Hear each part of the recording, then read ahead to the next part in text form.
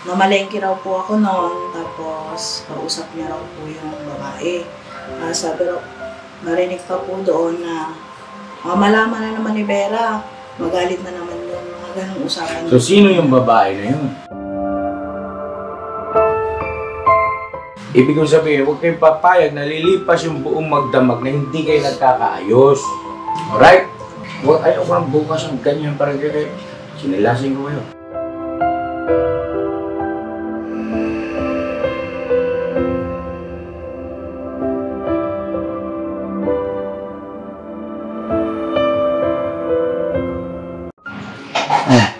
Ate Vera, bakit Musta?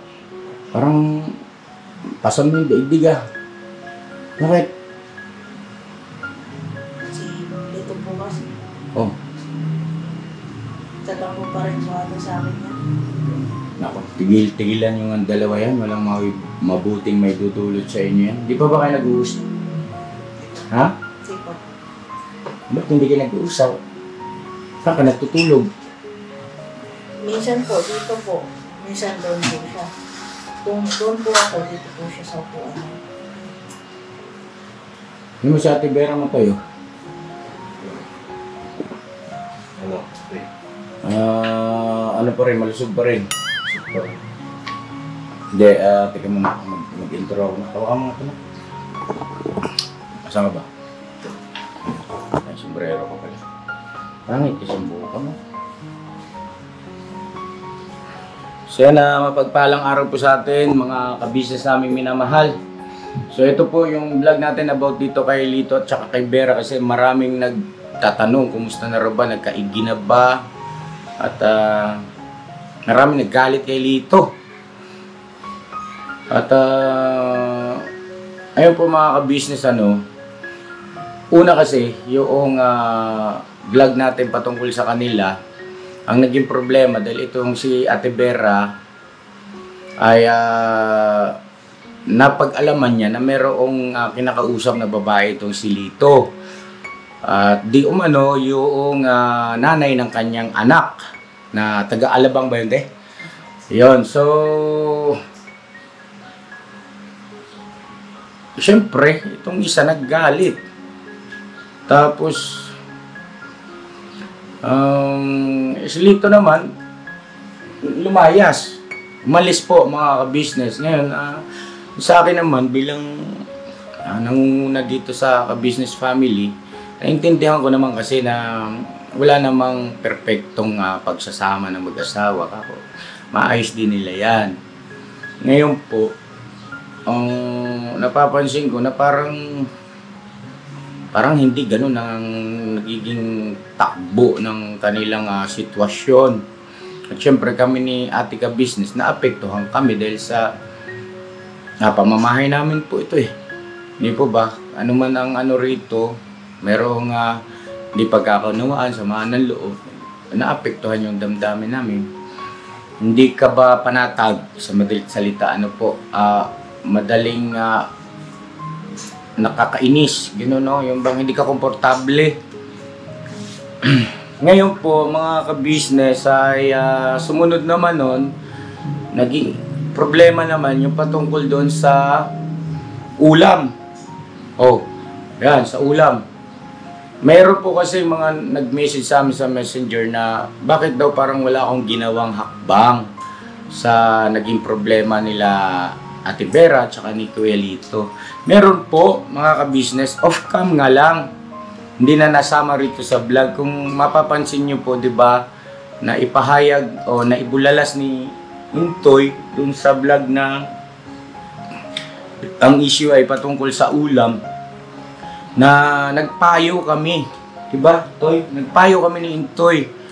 Mahabang oras kaming nagpayo kay Lito sa mag-asawa na siyempre kung ano po yung ikabubuti nila, ikaayos.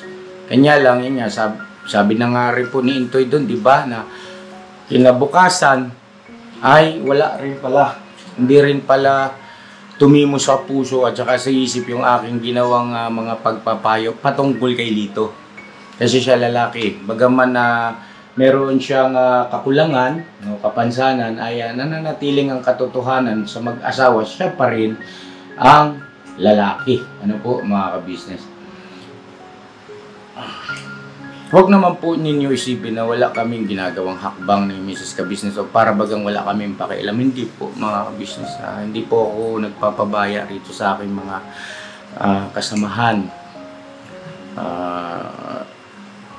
Busy talaga. Gawa tayong content, alis. Pero hindi po ako nagpapabaya sa dapat ayusin. Ngayon ganito, Ate Vera, hindi pa rin ba kayo nagkakausap ni Lito? Dito nga ate, pasuhin na lang ate, para hindi tayo mahirapan sa camera ba? Mamaos ako.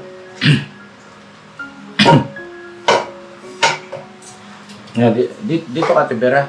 Dito ka. Tapos ito, dito ka sa likod ko.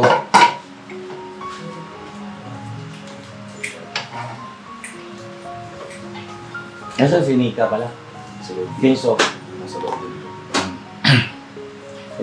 Ano ito nga lang. Mga ka-business, excuse lang po gamitan natin ang stand para hindi tayo mangawit ba. Salamat po na marami doon sa mga ka-business natin na nagbibigay ng kanilang mga suggestion, advices, opinion, ganyan po, dito sa mag-asawa. At least kahit papano, ay malaking bagay po yun para sila ay umayos at mayroon bang matutunan, ma-realize ang mga bagay-bagay. Ano po? Ayun na pala.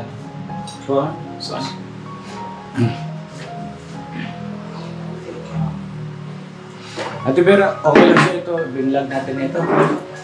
Kasi maraming nagtatanong Tapos napanood daw nila doon sa live natin yata kagabi ba yun?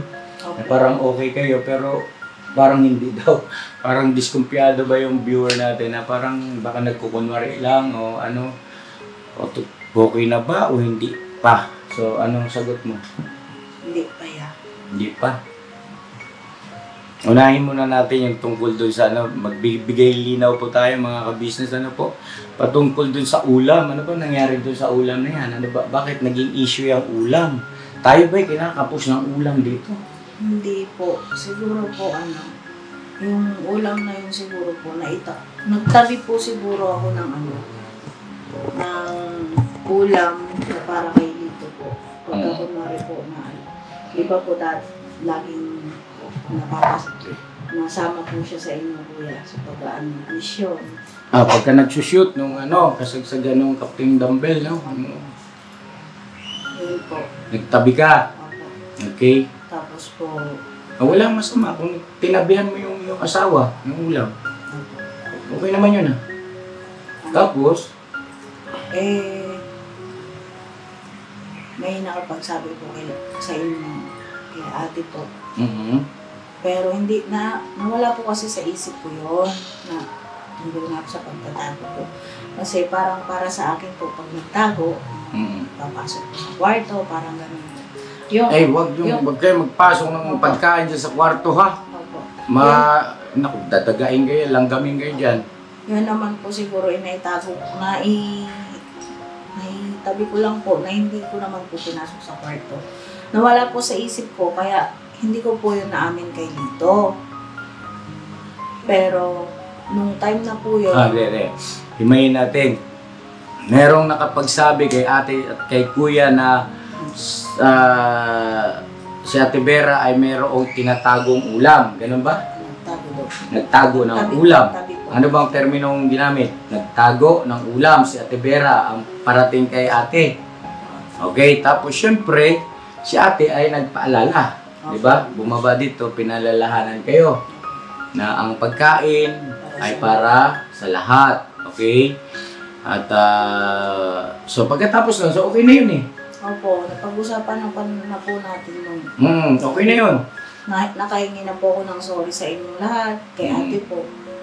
Okay. Tapos yun po, hindi ko po alam kung hindi narinig ni Lito or hindi po na naintindihan yung paghingi ko po ng sorry. Yun po yung kinakasama. Hindi, natandaan ko yun. Humingi siya ng sorry ba tayo na? Opo. nangingi ka na sorry. Natandaan ko yun, diyan ka nakaupo. Opo. Hindi to kami, si ate. Yun po yung hindi ano sa akin. Doon po siya nagtampo po sa Ngayon, excuse lang po mga kabisnes, baka ano naman mag-isip naman yung ating mga viewers, bakit ganun-ganun na yung mga M's na naman, kabisnes? Hindi po. Anong nangyari po kasi mga kabisnes, tinolang manok yata yun eh. No? Ngayon, nung kumakain na sila rito, parang pakiramdam nung iba, ng kagwangs, ng mga M's, parang ang konti ng ulam. No? Parang kulang, no? Ngayon, edi, syempre, hindi naman yan iimik eh. Kumbaga, kain lang sila kung ano nandyan, no? Kain lang sila.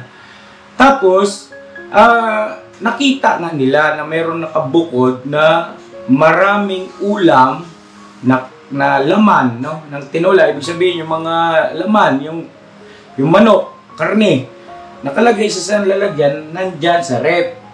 Tama. At, lumipas ang ilang araw, nandun pa rin. Kaya, nagtanong ba sila sa'yo? Tinausap ko nila?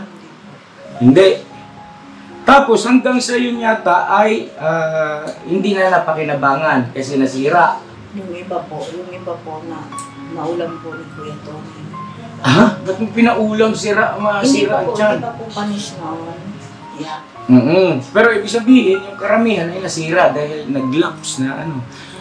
Bagaman nasa rep kasi yan, may nasira pa rin. So, syempre, nanghinayang. At pinarating kay ate at kay kuya, hindi sa layunin na para ikaw ay pasamain. O hindi kaya ay, tawag nito, pag-isipan. Kundi para ma-inform kami, para kami ang kumausap sa iyo. No? Kasi trabaho nila yun. Trabaho ng kagwang siya at EMS kung ano yung dapat namin, dapat iparating sa amin para kami maka-aksyon. So, gano'n nangyari. Tapos, yun ang pinagtalunan nyo. Hindi naman po kami nagtalo, kasi tinatanong po niya sa akin, kung napagsabihan niyo po ako. Okay. Ulam mo na ito, no? Ulam mo na yung tinatalakay natin. Sige, mamaya na yun doon sa babae. Yung kausap niya, mamaya na yun, okay? Nung napagsabihan niyo po kasi ako, tinatanong niya ako kung magtago nga po akong ulam. Sa totoo lang naman po kasi, nawala po talaga sa isip ko yun. Kaya nga nang humingi ka ng sorry, ay tapos na agad. Inunawa ka agad namin. So, hindi ko po yan naamin sa kanya. Tapos, yung parang nagtampo rin po siya. Siguro para sa asawa niya, kasi napagsabihan po ako. Ang hangalo po siguro niya, kasi Sige hindi ko muna, na naamin. nagtampo ka ba doon sa pagsabi sa'yo ni ate, yung pagpapaalala, Ate Vera, yung ulam ay para sa lahat. Ngayon, kung halimbawa nga magbubukod ka para kay Kuya Lito, ay tansyahin mo lang na yung para sa kanya, para naman yung iba ay maisama sa karamihan, ano? Ayun. Okay, kasi nangyari noon ay andun lahat, maraming karni. Laki mo rin sa Tupperware ba yun? Okay, tapos Yun po, nagsalita po kasi siya na parang ano po, gusto po niyang, siguro, gusto niyang palabasin, ipagtanggol niya po ako. Nagsalita po siya sa harap ni Kuya Entoy na kay Kuya Entoy lang ba? Kanino pa? kay ate Mengay po ata yung nandito. Ate Mengay, sino pa? Sila, Sino ba yung mga nandito nung nagsalita si Kuya Kuya May, Lito? ay, Si Kuya Buknoy yan dito. Buknoy, okay. halos lahat po kasi nakain po kami rito. Kumakain kayo, okay. Laro sila tapos na ako Si na Kuya lang. na lang po nakaupo. So, ibig sabihin, Lito at saka Vera tapos na kumain. So, ito na lang Kagwang at saka Ems ang kumakain pa. Nakain? Hindi po. Hindi po. Ang kumakain nun ako tsaka si Kelito. Dalawa na lang kami. Okay. Sila sa mesa. Pero nandito yung iba. Tapos, Tapos nagsalita po siya ng buksan mo yung ilaw sa kwarto. Patik mo sa kanila para hindi ka na pagbibintang nagtatago ng ulam sa tapos paano yung dating ng pagsasalita? Malakas, ano? May diin. Opo. May... Pero tayo, Kaya pala nung di ba, nagsisimula pala akong kumain, binibiro-biro ko siya. Hindi siya naimig sa akin. Yung pala may gusto na siya. May bumabag pala sa kanya. Bigla siya sumandal. Ganun siya. Sabi niya, nandun ka ata nun. No, sabi niya na, mamaya, buksan mo yung ilaw na yan, papasukin mo sila sa kwarto para maliwanag. Pakita mo sa kanila na wala kang tinatago para hindi ka na pagbibintangan. Yun ang pagkakasabi. Kaya ako nagulat ako sa sino bang pinatatamaan nito? Tapos mataas ang boses, Ako. malakas. Ayun. So, mga kabisnes, itong aking pagtatanong ay critical thinking po itong aking pamamaraan ng pakikipag-usap kay Ate Vera. Kasi alam ko naman na ito eh. Kumbaga, para sa kapakanan nyo po, ano? Kaya dinidetalye ko. Kasi maraming nagkakaroon ng isipan ng, alam mo yun, di ba? Medyo masakit na rin eh, no? Sa parte nila. Na pati kagwangs ay napagsasalitaan ng di maganda yung mga EMSA. Pinagkakaisahan daw si Lito at saka si Vera ng mga kagwang at saka mga EMS. Wala pong ganon mga kabisnes. Ano po, with due respect po, pasintabi po, wala pong ganon. Hindi po kami papayag. Ano po, hindi po, wala pong ganon. Sila ay ginampanan lang nila yung kanilang tungkulin bilang tagapagparating sa amin doon sa mga bagay na hindi naman talaga namin po pwedeng makita pa, no? At mahalaga yun eh, di ba? Kita mo nakapag-advise si Mrs. Ka-Business kung anong dapat gawin. So, okay, tapos fast forward. Sige, Vera. Tapos yun po yung nagpaliwanag po, nagpaliwanagan, parang nagbukasan na po ng kasi Nagbukasan na ng sama ng loob. Ako. Na sinabing minsan nakakaangas na daw po talaga si Lito kasi ano po. Mga kabisnes, nagpayo na ako kay Lito tungkol dyan, yung pagiging maangas. At hindi naman kasi talaga mabuti yun na ganun. Kahit kaninong tao sa kapwa mo magiging maangas ka ba na parang suplado, no? Kailangan bawat isa sa atin marunong makitungo, makisama, makibagay, no? Hindi porket sila mas matagal dito ay kailangan nyo makibagay sa kanila, hindi naman sa ganun. Kundi sila man ay nakikibagay din sa inyo. Vice versa lang, give and take. Okay, tapos ano po, edi pinaliwanagan po si Lito. Yun pala, kaya siya nagtampo sa akin, naantay po niya na siguro hindi po niya narinig yung pagsusori ko, yung paghingi ko ng pasensya po. Doon po siya nag-ano sa akin, tapos hindi ko raw po siya dinipensa na kaya daw po siya nagalit dahil hindi ko po daw inamin sa kanya yung pagtatago nga po ng ano. Yun po yung kinasama niya ng loob. Kaya ay bakit hindi mo inamin? Yun po yung tunay pong nawala sa isip ko yun. Okay. Yun yung pinaliwanag mo rito kay ate. Okay. Yun po. Kaya kinabukasan po, masama pa rin yung loob niya. Kaya gusto po niyang lumayo noon. Yun po yung pag-alis niya naman. Okay. Tapos na tayo rin sa isyong ulam. My goodness, sa ka-business family may issue ang ulam. Pukaw na des. Ngayon, yung tungkol doon sa kausap niyang babae sa cellphone. At ano ba nangyari doon? Hindi ko po yun alam niya. Tapos, nakita lang po sa CCTV na may kausap po siyang babae. Ano po, tinataon po na wala. Nakita sa CCTV? Opo. Ang CCTV natin ay hindi namin yung pinapakialaman as long as wala namang dapat i-review. Ano po, may nagsabi po kasi na may kausap po siya. Sino nagsabi? Si Kuya Bay po. Si Bay, pinarating kay ate? Opo. Okay. Pero ang nakarinig po nung may kausap po daw ng si Lito, ng time na yon dalawa po, si Kuya Bornok po, tsaka si Kuya Bay. As in narinig nung dalawang kagwang na may kausap siyang babae. Okay, tapos? Ngayon po, pinarating po ata kay ate. Ngayon po, parang nirewind po ni ate. Yung pinaano kay Papa Dins, Opo. kasi hindi man marunong si Mrs. Ka-Business nun. Pinaano kay Kaya, Papa Dins. Narinig So, po doon. nakita, totoo nga. Opo. Ah. Namalengke raw po ako noon, tapos kausap niya raw po yung babae. Sabi raw, narinig pa po doon na malaman na naman ni Vera, magalit na naman yun, mga ganong usapan. So, sino yung babae na yun? Yung nanay daw po ng anak niya sa labas. Inamin niya sa'yo. Nung huli na lang po. Oo nga, pero inamin niya na yun ang nanay ng anak niya doon sa Alabang. Opo. Okay. Yung sabi po niya, para daw po sa anak lang niya. Teka muna. So, ang sa akin, dapat siguro maging bukas ang komunikasyon yung dalawa patungkol sa bagay na yan. Kasi andun yung katotohanan na meron siyang responsibilidad dun. Anak niya yun. Ilang taon na may bata? Hindi po na po alam niya eh. Di ba? No? Tama ba ako rin? Opo. Ano naman po yun niya? Alam ko naman po yun na may anak po siya. Dati pa po. Kaso po, dati po kasi nagalit ako.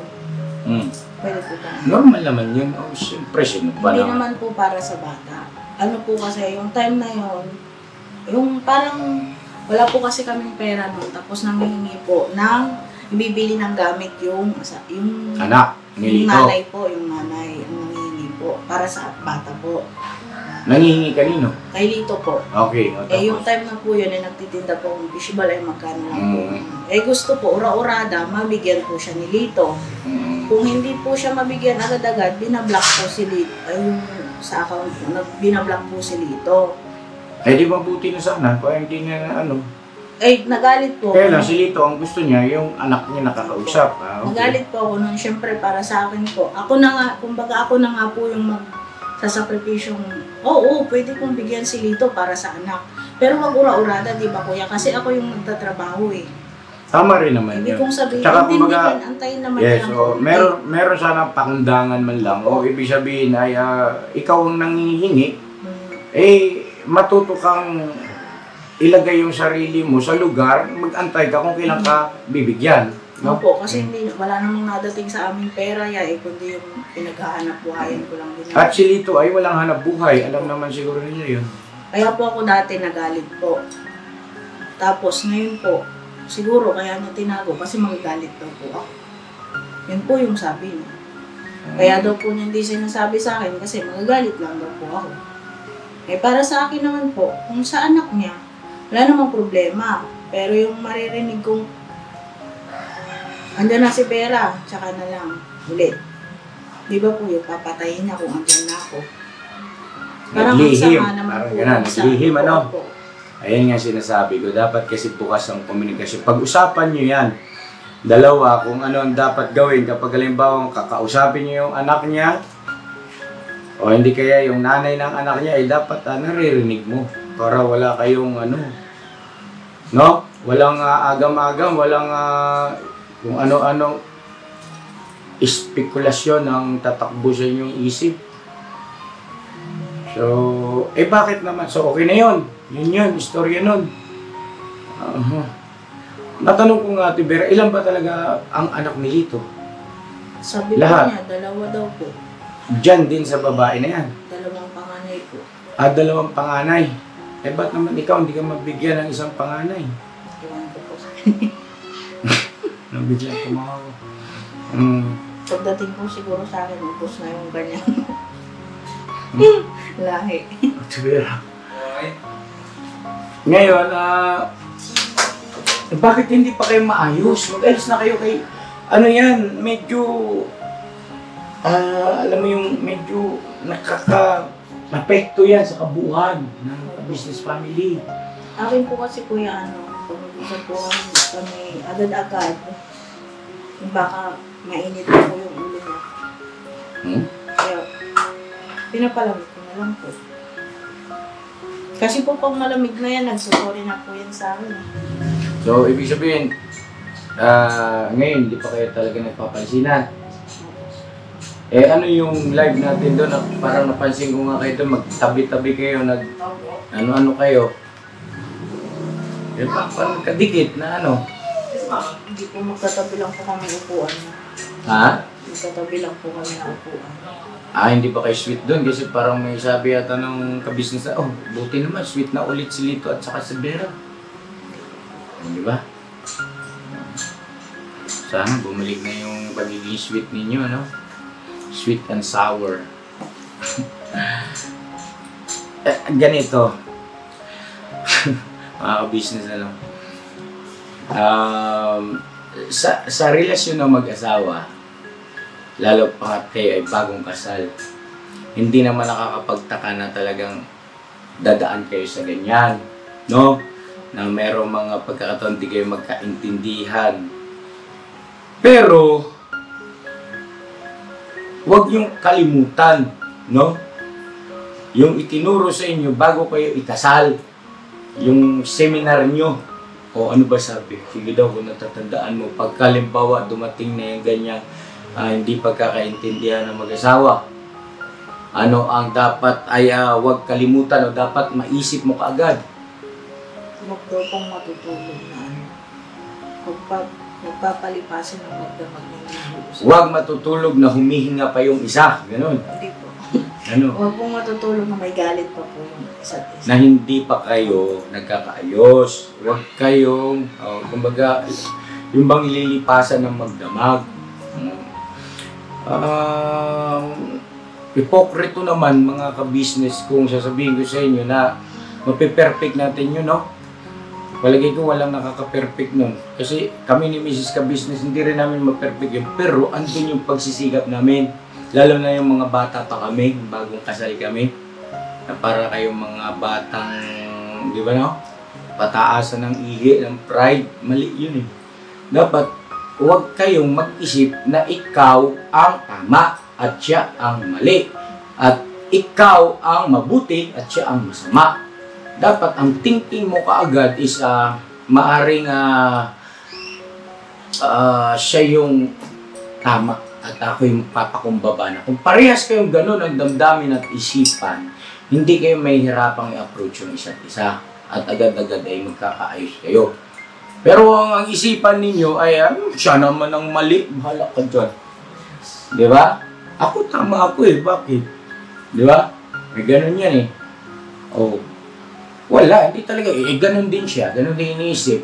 O, kita mo, lumipas ng araw, hindi kayo nagpapansinan. Samantalang ang liit-liit lang nitong lugar na ito. Andiyan siya sa kwarto, nakasara yung pinto. Ito, nandito ka sa upuan na monoblocks. Di ba? O. Ako, sinunod ko yun. Pagkalimbawa, kasi napakapangit at nakakalungkot, pinakapangit, nakakainis, basta lahat ng pinakapangit na tagpo sa buhay mo, yung kayong mag-asawa ay nag-aaway o hindi nagkakaintindihan. No? Sakit, no? Di ba? Sakit nun. Di ba? Lalo na pag halimbawang dumating sa punto na nagkakapalitan kayo ng masasakit na salita. Tapos, pagka times na magkaayos na kayo, sa kanyang ngayon ma-realize, sorry ha. Pero para kayong mga engot, no? Ang sakit na rito, no? Masasaktan ka kasi mahal mo eh. Pero, kaya tama yung ganong paalala na huwag mong isipin na ikaw ang mas mabuti. Na ikaw ang tama. Isipin mo na siya ang mas mabuti, siya ang mas tama para yung puso mo, antimano, automatic, magpakumbaba. Andun yung kababaang loob. Blank, start. Mataran na kayo. Gabi na, tulog na si Kuya at si ate. O, diba? Oh, pwede bang, Toy, katugay mo nga yan, Toy, yung... Ulit. Ang trivia. Lex! Halika. Saan siya bukulat? Ha? O, doon na. Bakit hindi pa kayo nagkakayos ni Vera? Mga business namin minamahal, patalastas muna po tayo sandali at narito po ang mga produktong ini-endorso ng Ka-Business Family. Papa Dins, please. And mga ka-business, ito po meron po tayong Shake White Coffee. Ito ang kape ng Ka-Business Family. Kapag uminom ko nito talaga naman ang shake mo. Hindi lang shake, may puputi ka pa. Okay. Alright? At meron din tayong Glutagen. No, ito po ang aking tinitake, kaya mapapansin ninyo ang aking balat ay nagbo-bloom. Pang kapartner niya itong Pro Alga C, no? meron po siyang alkaline mga ka-business. Pampalinis ng ating mga dugo. No? Meron din po tayong Himas. Ginagamit po ito sa pampahilo. No? Ang massage. Pang-massage. Alright. Meron din tayong whitening lotion, ombre mga ka-business. At ang ibang mga produkto, Mrs. Ka-business. Ayan po, meron po tayong spirulina. Ito pong aming tinitake tuwing umaga. Spirulina, kapag gising po sa umaga, pwede na po ito i-take. Ito po ay nakakatulong sa weight loss. At ganoon din po sa may mga high blood po, pwede po siya. At ito pong serpentina para naman po sa mga diabetic po. Serpentina. Ito pong sabon namin po mga ka-business, niacinamide. Itong niacinamide po ay yung mga pang-close-close po ng mga pores po natin. Napakaganda po nito at saka nakakapagpaputi po mga ka-business. Yung niacinamide soap po. At meron din po tayong barley capsule. Kung meron tayong powder, meron din tayong capsule. Ito pong barley capsule po na ito ay nakakatulong din po sa pang-weight loss din po mga ka-business. Bago ka po kumain ay uminom ka muna itong barley capsule or ito pong powder. Yan din po yung ginagamit ng ating Kuya Buknoy. Yes, si Kuya Buknoy po mga ka-business ay mayroong colon cancer stage 3B at nakatulong po sa kanya ito. Nakikita naman natin sa ating mga vlog kung gaano kasiglang isang Kuya Buknoy. Oo. At meron din tayong Milky Fit na meron siyang chia seeds. Ito pong Milky Fit na to ay pag inom mo po siya ay lagi kang busog mga ka-business. At meron din tayong Shield C, vitamin C na ka-business family. At syempre pagka meron pa nito, siguradong protekto to. So yun ang mga ka-business namin minamahal at papadin, saan ba mabibili ang mga produktong ito? Yung mga ka-business, mabibili po ang lahat ng mga produktong ito. Ang official website natin ay kabusinessofficial.com. Ayan po mga ka-business. Boss Editor, ayan po yung ating website. Lahat po yan ay mabibili ninyo doon sa ating online shop. Ito po, ayan ay nationwide, no, mga ka-business. Meron tayong COD, pwede rin po tayong mag-credit card or debit card payment method, no, mga ka-business. At po yan ay ginagamit ng ka-business family. Proven and tested po, mga ka-business. So yun mga ka-business namin minamahal, ano pa inaantay nyo? Mag-avail na kayo ng mga produktong iniendorso ng ka-business family para mapanatili ang healthy ng buong pamilya. Okay. At hindi lang yun, syempre, nakakatulong pa tayo sa ating mga kababayan na higit na nangangailangan. Alright? Alright. Bira, tuloy na panunood! Bira. Ano bang gusto nyo mangyari? Mag-divorce na kayo? Ha? Hindi naman po wala. Oh. Eh bakit hindi pa kayo nagkakaayos? Ano pang inaantay ninyo? Kausapin namin kayo? Gano'n? Kailangan pa ba yun? Hindi naman po. Ano lang po ako na ilang pang... Nailang kasi itsura ni Ate Vera sa mukha niya? Hindi po. Naiilang lang po ako kasi may pagkakamali din po ako sa bagay. Ito, ulitin ko ha. Ewan ko, narinig mo, nandiyan ka lang naman siguro nakaganong ka. Nakikinig ano? Hindi po, nandun lang po ako sa may... Yun ang mali mo, dapat nakinig ka na kanina pa. Ang dami mo sana natutunan. May konti naman po akong narinig, kaya lang hindi po wala. Kasi Hindi po may time na... mahina yung pandinig mo. Opo. Ngayon ganito, sinabi ko Ate Vera, normal na nagkakaroon ng di pagkakaunawaan ng mag-asawa lalo pang at bagong kasal. No? Pero, tandaan ninyo, huwag kayong papayag na lilipas yung buong magdamag ng ganun-ganun na lang na walang nangyari sa inyong dalawa. Ay, ano ba yun? Ibig kong sabihin, huwag kayong papayag na lilipas yung buong magdamag na hindi kayo nagkakaayos. Ha? At saka, huwag kayong papayag na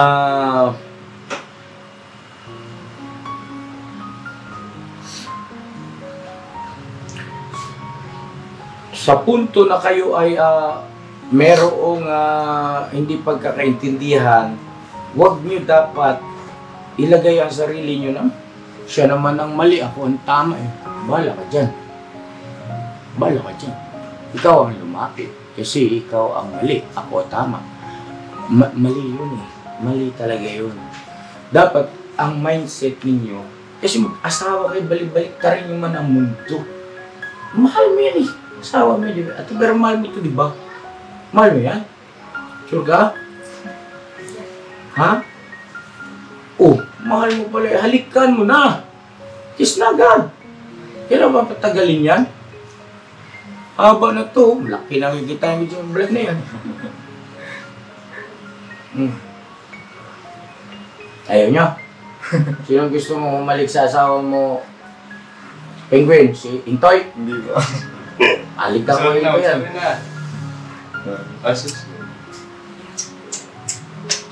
Yung may puso. Hindi may puso, pero sandali. Ikaw naman, halik ka kaagad eh.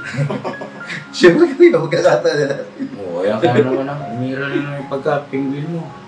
Marami naggalit yung viewer ha. Magkausapin mo sa'yo, hingi ka sorry. Pati ako nadamay na, wala raw akong ginawang pagpapayo sa inyo. Nagalitan ako. Mga viewer pa naman natin, mga senior karamihan. Siyempre, mga magulang na natin yan. Nay! Mami! Kaya sorry po, pasensya na po. Meron po akong ginawa, Mami, kaya lang hindi po naisama kasi sa vlog eh. Opo. Hindi naman kasi yung na-video kasi nagpayo ako rito. Buong akala ko naman na intindihan na at gagawin. Hindi naman pala.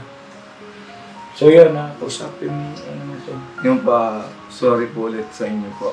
Tapos puso po akong humingi ng sorry po sa nagawa ko. Tsaka siyempre po, sa asawa ko po. Siguro po, talagang parang bilang asawa ko po siya na hinanapan ko rin po siya ng yung kumbaga ay pagkampi sa akin dahil sa ginawa kong pagkampi po sa akin. Yun po. Sige, mamaya. Ano natin yung... Opo. Yun po, hihingi po ko ng sorry sa inyo sa nagawa ko po na paramihan niya ako nagsasabi ng matigas ang ulo ko, pasensya na po. At sisikapin ko kung unti-unti pong mawala po yun. Yun po. At huwag po niyong isipin na walang ginagawa sina Kuya Ate o sina Kuya Intoy, mga kagwags Ate Ems. Lahat po sila, marami po silang ginawa. Nandiyan po yung pagpapayo.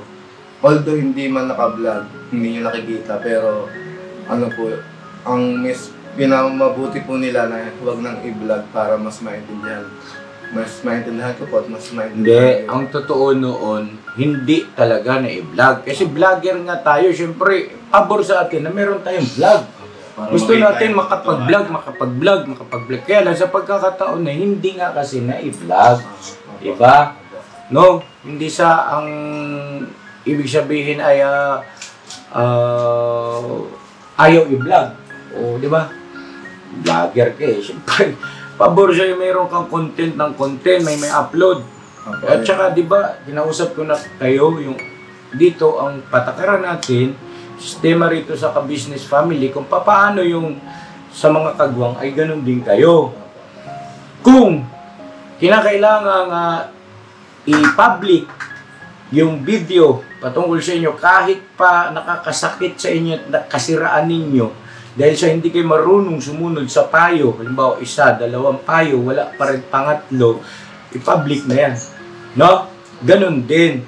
Kaya yung mga viewer natin, huwag po kayo mag-isip na agad-agad, public agad. Hindi naman po, revenue agad, sahod.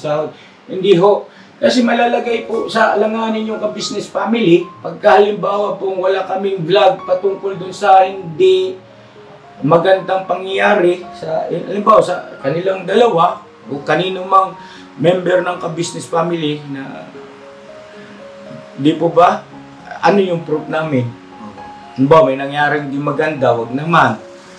Tapos magpapaliwanag din si ka-business. Kasi po nung isang araw, ganito po, ganyan eh. Oh, saan banda ka-business? Saan yung ano mo? O, diba? At saka, ang pinaka-pangunahin, ayaw kong mahalin kayo ng viewer nang hindi kayo kilalang luhusan o yung totoong kung sino kayo. Diba? Mali eh, unfair sa viewer, sa lahat ng pinablog natin. Kung halimbawa, luko-luko kayo, vlog ko, ipakita ko sa viewer na luko-luko kayo. Ginawa niyo yun eh. Di ba? Ngayon kung mababait kayo at karapat dapat talaga kayong mahalin ng mahalin, ayun ang ipapakita ko rin sa viewer. Ano lang ibig sabihin? Huwag magmukhang tanga yung mga viewer na tingin nila kay ganito, oh, ang bait-bait talaga niyan. O pag nakikita ko yan, para akong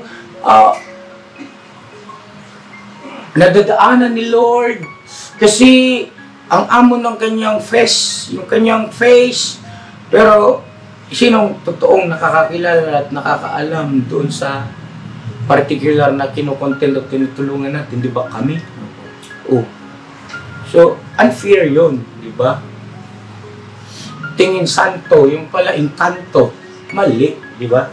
So, kung ano ka, sino siya, mga kabisnes, yun ang gusto namin na makilala, maging pagtingin po ninyo. Kumbaga, purihin ang dapat papurihan, palakpakan ang dapat palakpakan, ano po.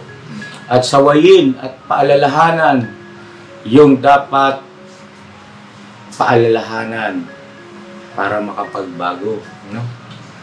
Alright? Okay na kayo ha? Ayaw ko ng bukas ng ganyan para kayo. Sinilasin ko kayo. Napiktuhan na kami. Ha? Sorry po kayo. So sabi niyo si ate niyo ha? Opo. Hindi rin yun komportable na ganyan. Kahit naman sa mga kagwang.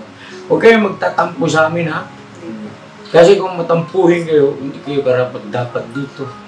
Kasi ang taong matampuhin ay... Ha? Are? Walang mararating. Ano? Walang mararating. Ano ka? Maraming kilalang matampuhin. Kung saan nga nakakarating?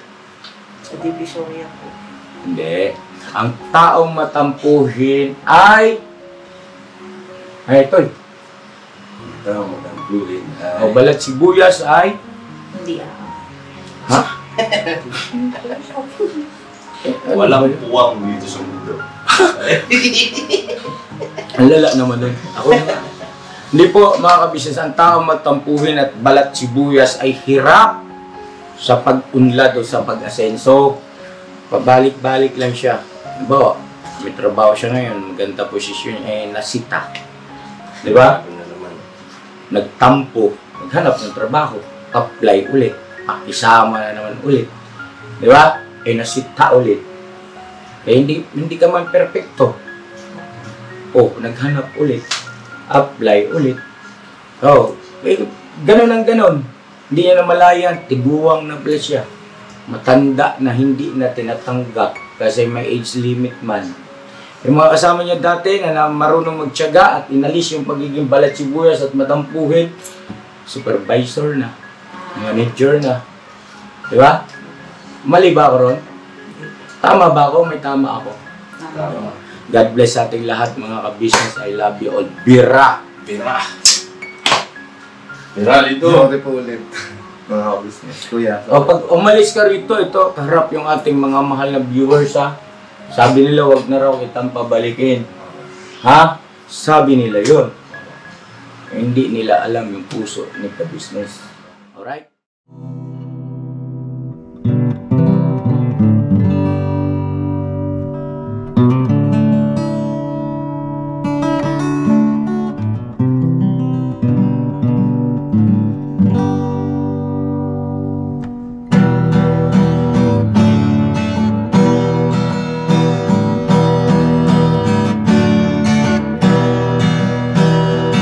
Tayong lahat ay magkakasama.